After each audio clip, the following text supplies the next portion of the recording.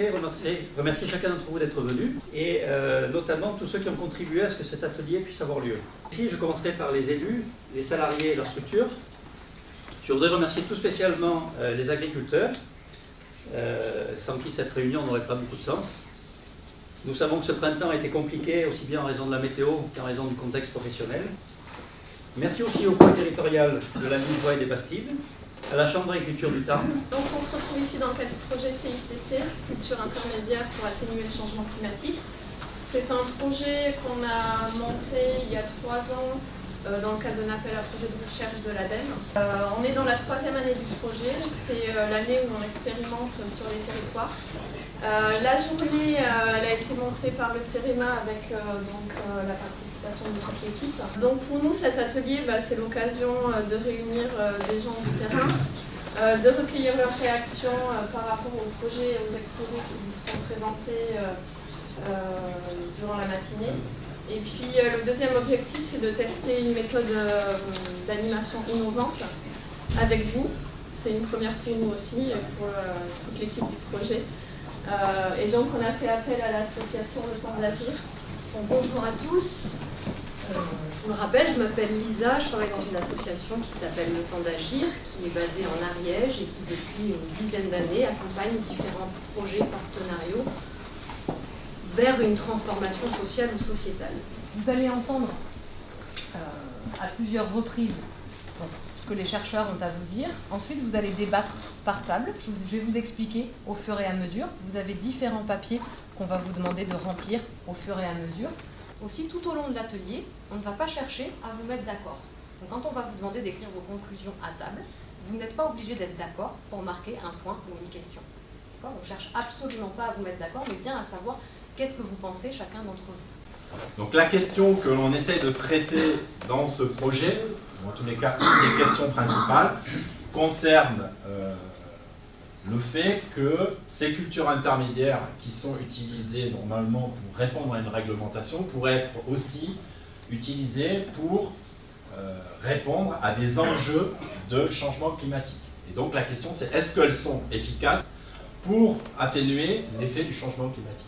Et donc que l'agriculture contribue via l'utilisation de ces cultures intermédiaires à cette problématique générale et globale. Ces cultures intermédiaires peuvent-elles être un des éléments d'appropriation de cette transition agroécologique? Alors, notre partie dans ce projet, c'est d'utiliser la modélisation mathématique pour pouvoir représenter le fonctionnement de ces cultures intermédiaires, de ces couverts végétaux, et imaginer comment il faudrait les utiliser dans différentes conditions pour qu'elles soient le plus efficaces possible. Et bien en fait, on s'aperçoit qu'en moyenne de tout ça, on a à peu près la capacité à simuler à 3 jours près la levée.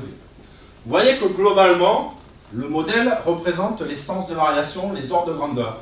Il n'est jamais parfait, mais par contre, il ne dit pas de grosses bêtises. Donc finalement, en guise de conclusion de ce que je voulais vous présenter ce matin, c'est d'abord vous rappeler 3 points. D'abord, les cultures intermédiaires multiservices sont potentiellement efficaces pour accompagner la transition agroécologique de l'agriculture.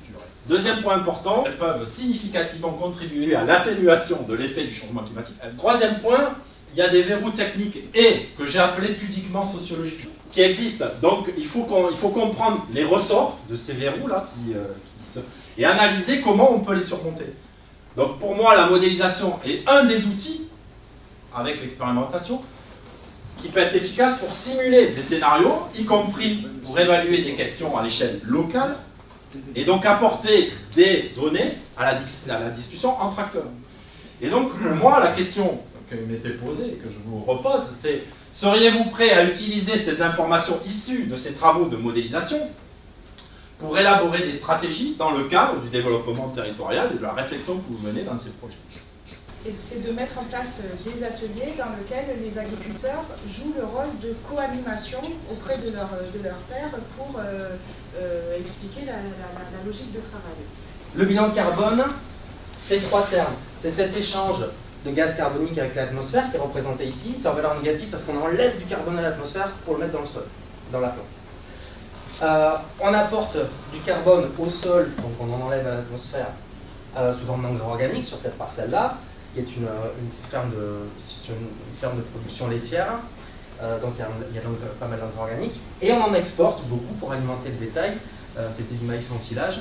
Et si on fait la somme de ces trois termes, eh ben, on voit que les pertes, donc ce qui est renvoyé vers l'atmosphère, puisqu'on exporte le carbone au moment de la récolte, le bilan de carbone, qui est la somme de ces trois termes, est une source. Donc ça veut dire que le sol s'est appauvri en carbone, et par contre l'air s'est enrichi en gaz carbonique.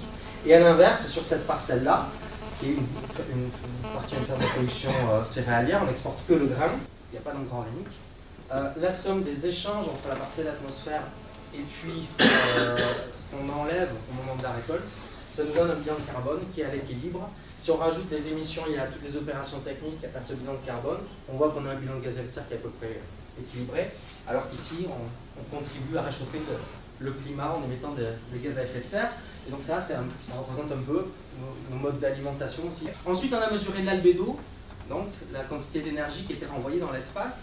Donc l'idée, c'est, tout comme pour les aspects bilan de carbone et gaz à effet de serre, pour limiter l'impact sur le climat, il faut limiter les périodes de sol nu et favoriser les périodes où il y a de la végétation ou des pailles à la surface, parce qu'elles ont un albédo aussi qui est élevé.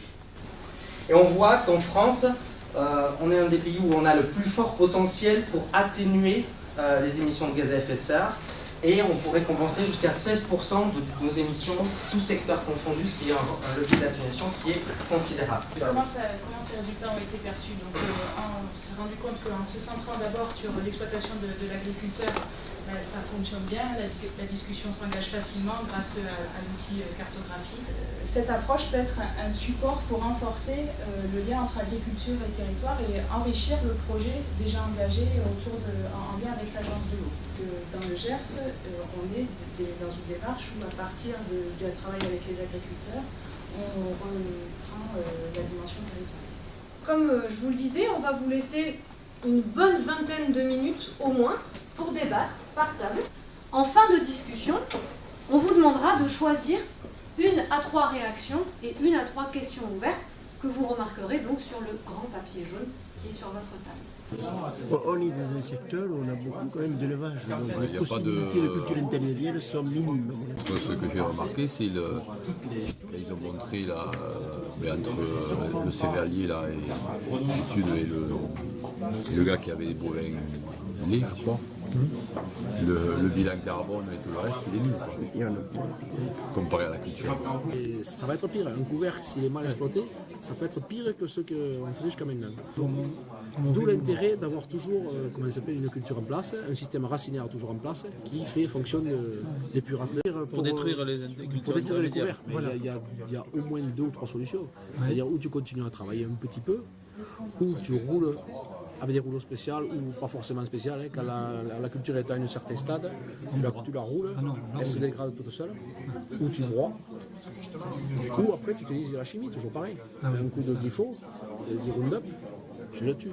Il y a des techniques, par exemple pour un couvert d'été, tu essaies de trouver un couvert d'été qui va geler l'hiver.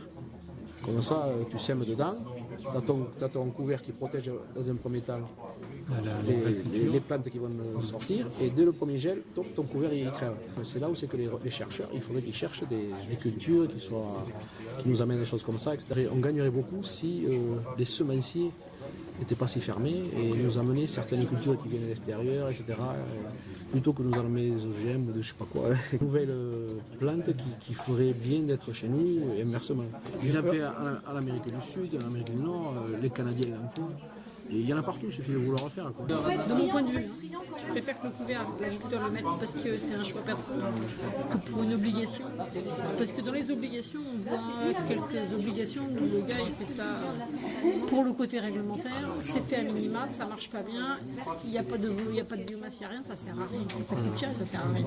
Un paysan ici, c'est pareil, s'il n'arrive pas à sortir en revenu et à survivre, il ne va pas se préoccuper des problèmes écologiques et autres. Souvent, on regarde la partie financière avant de regarder la partie écologique. Moi, je mets revoir Ça gratte. comment ça s'appelle, l'enseignement agricole. Parce que j'ai mon fils, moi, qui est sorti dernièrement, il a appris exactement la même chose que j'ai appris il y a 20 ans.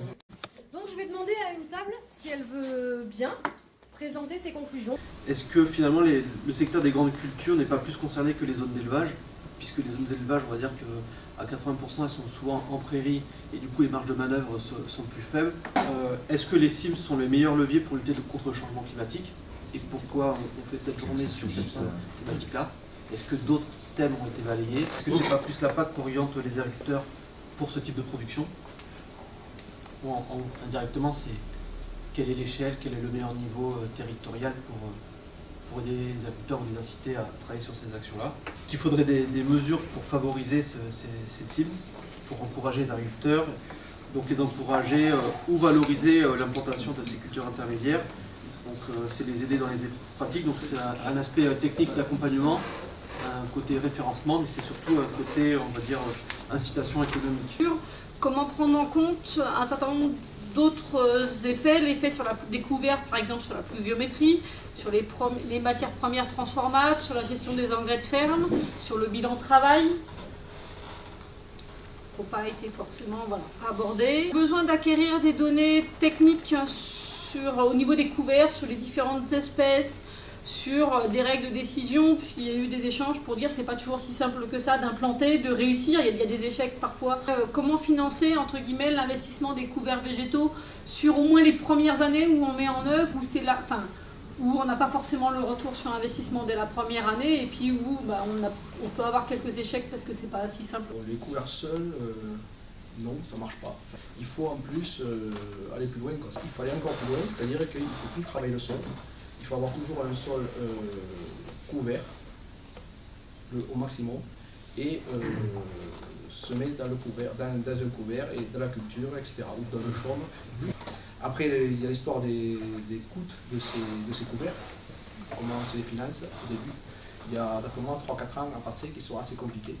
Il faut peut-être aider les agriculteurs. Il fallait peut-être aussi associer les agriculteurs aux expérimentations. C'est-à-dire que, mais après, associer, ça veut dire aussi peut-être les aider financièrement. Parce que faire graviter tout autour des chercheurs, etc., le paysan qui fait ses recherches, je suis désolé, mais à un moment donné, je prends ça gratuitement. Mon fils, moi, il sort de BTS, il a fait après une licence, jusqu'au BTS, il a appris comment affiner un sol avec une charrue et une rotative. Il a appris rien qu'à la dernière année, quand il est allé sur Amiens faire une licence, que le semi-direct existait. Il y a un petit souci. Vous comprenez, il y a des trucs à revoir à la base. Est-ce que d'arrêter de labourer, on est toujours agriculteur? Là, je remets en cause certaines pratiques, concours de labour, etc. C'est-à-dire à savoir quel est l'impact financier pour l'exploitation, effectivement, et le coût par rapport aux bénéfices. Également, quels sont les points de blocage pour les agriculteurs, si toutefois, quand ils ont envie de s'investir, à savoir que l'introduction des cultures intermédiaires ne doit pas venir donc compromettre effectivement les autres actions de diminution des GES simples et à mettre en œuvre. C'est vrai que cette notion de stockage de carbone, c'est intéressant. Je pense que ça va être un levier très important par rapport à ce changement climatique. Mais il ne faut quand même pas perdre de vue effectivement qu'on, malgré ces pratiques, on continue à émettre des gaz à effet de serre. Et aussi l'enjeu, il est bien de diminuer les autres postes d'émission et de ne pas se concentrer que sur les aspects stockage de carbone. Il n'y avait pas de posture vraiment de réticence vis-à-vis de ça. Et c'est ce qui m'a surpris. Et nous, on est lancés, mais c'est comme si on a la roue crevée en pleine de côte et on met des rustines. Là. Alors que nos enfants, les agriculteurs qui vont arriver, là, tous ces jeunes, qui vont pas, espérons qu'ils ne seront pas découragés, c'est à eux qu'il faut commencer à leur apprendre à cultiver différemment, à votre niveau, au niveau des chambres et tout ça. Parce que comme il disait, l'agriculture, elle est toujours basée sur notre génération, on est à peu près tous du même âge, on a appris la même chose, nos grands-parents ont pris cette façon de travailler, nous on apprend cette façon de travailler. Ça évolue pas, au niveau des écoles, ça n'a pas tellement évolué. Au moins qu'une fois dans l'année, qu'il y ait des gens qui viennent dans les écoles et leur dire, bon voilà, il y a ça qui serait mis en place. Oui, pourquoi ils ne sont pas ici aujourd'hui? Pourquoi il n'y en a pas un qui représente l'enseignement agricole? Dans l'enseignement, il faut dissocier différents niveaux d'enseignement, parce que par exemple dans l'enseignement agronomique, Bac+5, enfin les écoles d'ingénieurs, je vous assure que les nouvelles générations on les bassine depuis 10 ans avec l'agroécologie, le travail du sol, les couverts végétaux, éco-phyto 2000, je ne sais plus combien, pas de problème. Moi, je suis agriculteur et je suis entièrement d'accord avec vous. Les techniciens, les nouveaux pur panés, etc., tout ça, ok, ils sont tout à fait à fond dans le système. Par contre, tous les lycéens qui sortent d'une école agricole tout à fait normale, qui vont faire tous les agriculteurs, c'est-à-dire, il n'y en a pas un qui a cette formation. À Fond Labo, on a essayé de mettre en place une formation, il s'en est mis une au BPRA, deux par notre association. Mais il a fallu faire des pieds et des mains pour lui mettre. Elle y est depuis quelques temps, elle cartonne cette formation, mais juste pour les BPRA. C'est-à-dire que c'est des gens qui ne seront peut-être même pas agriculteurs, ils seront peut-être juste salariés agricoles. Mais pour les agriculteurs eux-mêmes, il n'y a pas cette formation. Les agriculteurs, on leur apprend quoi? On leur apprend à faire un emprunt, à acheter un tracteur, à vendre des céréales, à voir négocier la MSA, c'est tout. Mais après le reste, le sol, vraiment lui-même, il n'est pas appris. En formant les ingénieurs, on attend encore une autre génération. C'est-à-dire que ces ingénieurs vont former ces agriculteurs qui sortent des écoles qui ont une idée opposée. Je vais vous présenter d'abord quelques éléments un peu contexte et méthodo.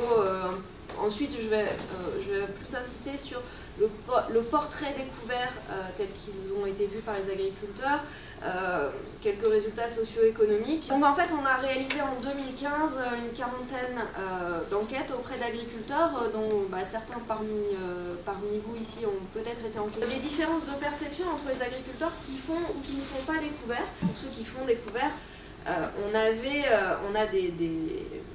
a des choses concrètes qui ressortent, que ce soit en termes d'avantages, de bénéfices, ou en termes d'inconvénients. La structure du sol, la protection contre la battance, la lutte contre le ruissellement, un effet azote sur la culture suivante, donc vraiment des aspects très concrets qu'ils ont observés. Les principaux freins qui ressortent, c'est le surcoût, la charge de travail. On a identifié une économie d'azote pour la culture suivante de l'ordre de 20 €, en différentiel, et il y a un gradient de différentiel entre la bourre, non-labour et TCS, avec l'introduction de couverts, et que ça varie de quelques euros à une centaine d'euros à l'hectare. En vert, c'est un peu ce sur quoi on peut s'appuyer comme bénéfice pour développer les couverts. En rouge, c'est ce sur quoi on doit appuyer, alors au niveau de la recherche, au niveau du développement, pour apporter des réponses concrètes aux agriculteurs qui permettraient de faire basculer ces petits bonhommes rouges en bonhommes verts pour arriver au développement des couverts. Pour conclure, on a constaté que les pratiques étaient en constante évolution sur les couverts végétaux, que ce soit en termes de choix des espèces implantées, d'évolution du travail du sol qui accompagne souvent le développement des couverts, et que finalement, dans les enquêtés, ceux qui ne pratiquaient pas de couverts végétaux, les 2/3 envisagent d'en mettre en place dans un avenir plus ou moins proche. Voilà. Et par contre, on en a encore le tiers qui trouve que vraiment les inconvénients sont très supérieurs aux bénéfices et qui ne souhaitent pas intégrer cette pratique à ce jour. Alors, c'est la dernière ligne droite. C'est la dernière ligne droite, vous avez entendu pas mal de choses, vous avez commencé à réfléchir, vous aviez un point de vue en arrivant, il a peut-être évolué ou pas. Imaginez que vous n'allez avoir droit qu'à une question urgente, une priorité. S'il n'y en avait qu'une seule, si vous ne pouviez n'en choisir qu'une seule, quelle serait la question urgente, selon vous, que l'on devrait se poser? Cette question, je vais vous demander de la formuler par comment faire pour. Et essayer d'être le plus concret et le plus factuel possible. Qu'est-ce qui est urgent? Qu'est-ce qui est prioritaire dans cette mise en place des cultures intermédiaires, dans cette recherche, je le rappelle, de réduction des gaz à effet de serre et de prise en compte du climat qui va changer?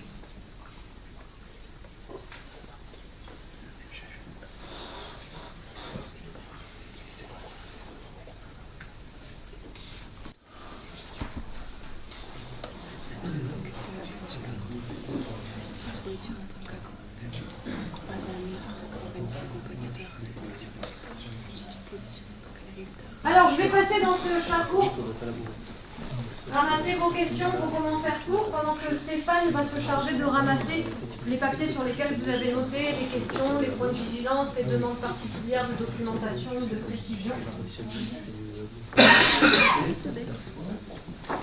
Ah oui, il faut des questions précises, hein. Il va falloir passer au concret. C'est exactement pas ça. Mais c'est vous qui... Donc merci beaucoup. On va voir un petit peu qu'est-ce qu'on fait de tout ça et comment on se prépare au mois de novembre. Et on espère vous voir encore plus nombreux. Ce sera une saison qui sera quand même plus facile pour les agriculteurs. Ce ne sera pas la même forme au mois de novembre. Hein. Je vous préviens tout de suite, voilà, ce sera à partir d'une problématique réelle.